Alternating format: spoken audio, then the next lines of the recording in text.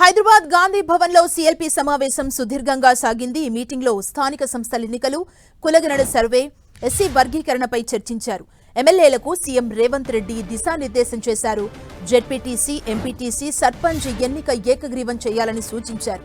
మరోవైపు రాష్ట్ర ఆర్థిక పరిస్థితిపై డిప్యూటీ సీఎం భట్టి ప్రెజెంటేషన్ ఇచ్చారు. ఇక సూర్యాపేటలో కులగణనపై, ఎస్సీ వర్గీకరణ మీద మెదక్లో బహిరంగ సభ నిర్వహించాలని నిర్ణయించారు. బహిరంగ సభలకు రాహుల్ గాంధీ, ఖర్గేను ఆహ్వానించనున్నారు. వీరిని ఆహ్వానించేందుకు కాంగ్రెస్ ముఖ్య నేతలు ఢిల్లీకి వెళ్తున్నారు. సీఎం రేవంత్ రెడ్డి, భట్టి, మహేష్ గౌడ్, దీపదాస్ మున్షి హస్తిన బాట పట్టారు.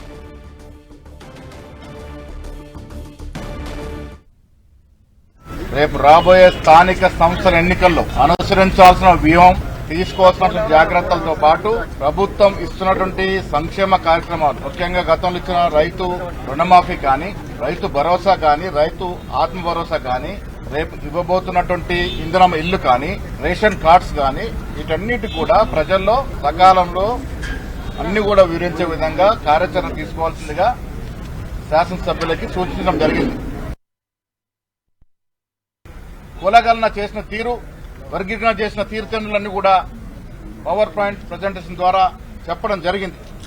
పరిపూర్ణంగా మా శాసనసభ్యులకి, శాసనమండలి సభ్యులకి, పార్లమెంట్ సభ్యులకి కులగణన చేసిన తీరుతెన్నులు, వర్గీకరణ చేసిన తీరుతెన్నులు, రాష్ట్రం యొక్క ఆర్థిక పరిస్థితి అన్ని కూడా పవర్ పాయింట్ ప్రజెంటేషన్ ద్వారా వారికి వివరంగా వివరించడం జరిగింది. తద్వారా వారు ప్రజల్లోకి వెళ్లి ఈ వాస్తవాలను చెప్పి అవాస్తవాలు ప్రచారం చేస్తున్న ప్రతిపక్షాలు నోరు మూయించే విధంగా రాష్ట్ర కాంగ్రెస్ పార్టీ, కాంగ్రెస్ ప్రభుత్వం ఈ దేశ చరిత్రలో ప్రజల్లో మెప్పు పొందే విధంగా 2 కార్యక్రమాలు, కులగణన, వర్గీకరణ చేసినటువంటి విధానాన్ని కూడా మండల వారీగా మీటింగ్లు పెట్టి ఈ గొప్ప కార్యక్రమాన్ని వివరించే బాధ్యత కూడా శాసనసభ్యుల మీద, జిల్లా కాంగ్రెస్ కమిటీ అధ్యక్షుల మీద పెట్టడం జరిగింది.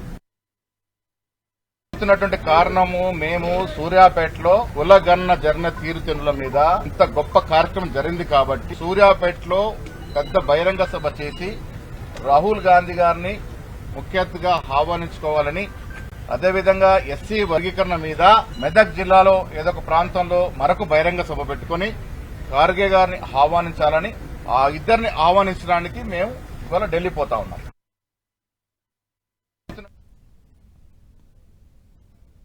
ప్రకారం సీట్లు ఇవ్వాలి. ఒకవేళ లేట్ అయితే కూడా పార్టీ పరంగా కూడా 42% పైన బీసీలకు టికెట్లు ఇస్తామని చెప్పి నిన్న ముఖ్యమంత్రి గారు చెప్పడం జరిగింది. చాలా సంతోషకరమైన వార్త. ఆ మాట చెప్పమని చెప్పండి కేసీఆర్ గారిని, కేటీఆర్ గారిని చెప్పమని చెప్పండి. అసలు కేసీఆర్, కేటీఆర్ బీసీల గురించి మాట్లాడే అక్కర్లేదు. కులగణనలో పాల్గొనని వారికి దాని గురించి ఎందుకు సంబంధం?